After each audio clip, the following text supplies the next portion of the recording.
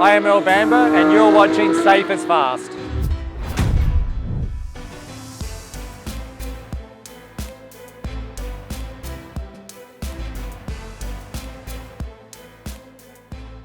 I mean, sponsors are everything in the career of any driver. Essentially, cars are expensive, so the people that support you and you represent their brand essentially fund your career.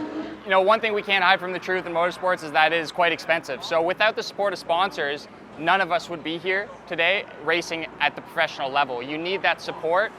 You're at a track 3 days a week if you're racing on that weekend. The rest of the time, you're working towards being in the car. So the full-time job is everything that comes with racing. The part-time job is actually racing. I would say I was doing that for 70% of the time, and then I was racing 30%. It's a huge part of racing. I think there's a lot of quick drivers. I'm sure there's guys that could come in and be as quick as myself, and I'm not delusional to think that that's not the case. But you have to have a lot of other aspects that are appealing, not only to a team boss, a manager, mechanics, engineers, but also to sponsors. Like, you don't need to be the fastest. Of course it helps. But if you show that you're willing to push yourself in training, you maybe do some media training to do your interviews very well, and just know the ways to attract sponsors. I think that is nearly more important nowadays than being the outright fastest driver. We are all very close in competition, so you kind of have to make the work otherwise to stand out, and that's with media presence, setup work, how am I across to the media. It used to be a lot of just being down to stickers, tickets, come to the race. But nowadays there's a lot more to it. You have the social media, you have the presence coming to the outside world. You have customers maybe that your sponsor, your clients or whatever. You want to give them a nice time at the racetrack. I think sponsorship's all about connection and bringing experience to those people. I think if you get a corporate sponsor, for example, that hasn't been to a race, and they sign the paper before going to a race, once they get there, they're going to be locked in because the experience itself is something that can't really be provided elsewhere. So I think they're buying the experience more than they're buying the sticker on the helmet, for example.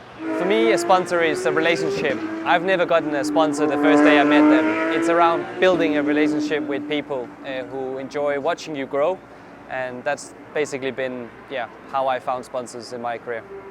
Obviously you are shy, you're young, but I think it's helping a lot if you show your own personality. They want to sponsor myself, and we want to get, let's say, the budget and the help from them, not from my father or from a management.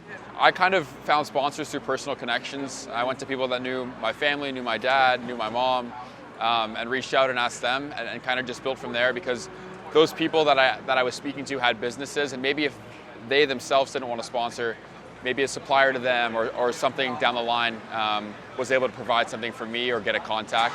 I had local businesses, so maybe check what are the biggest companies that are around you, which maybe lorries is where I started. Which lorries do you see the most driving on the road?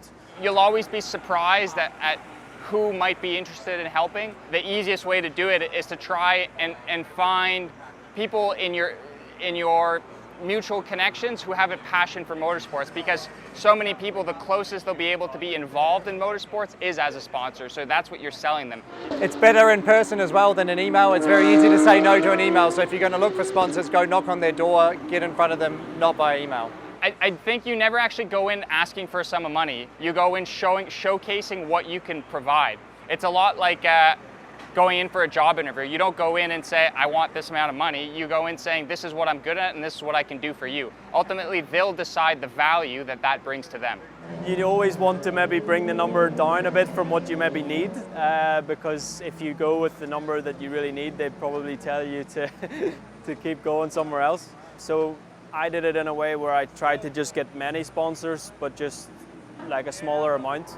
I think you have to be blunt, tell them it's an extremely expensive sport, but there's a lot of things around it that make it appealing to a sponsor, to a public eye, and if you can just chip away at getting small chunks of that budget, I think you have to do that. What I did was investor path rather than sponsorship, basically giving them a part of my future earnings, and that's a way to sort of show commitment to your sponsor and not just a sticker. One thing to avoid, I think, in general is ever lying to somebody. A lot of the time, it's very easy to overpromise and underdeliver. I think the single most important thing you can do is always underpromise and overdeliver. So that little difference is the biggest thing, and that's the biggest thing to avoid.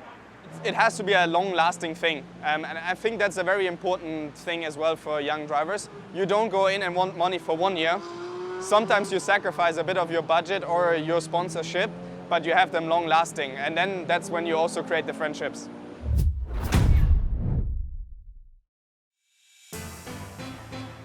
Don't forget to subscribe and click the like button for more videos. And let us know in the comments what you'd like to see next.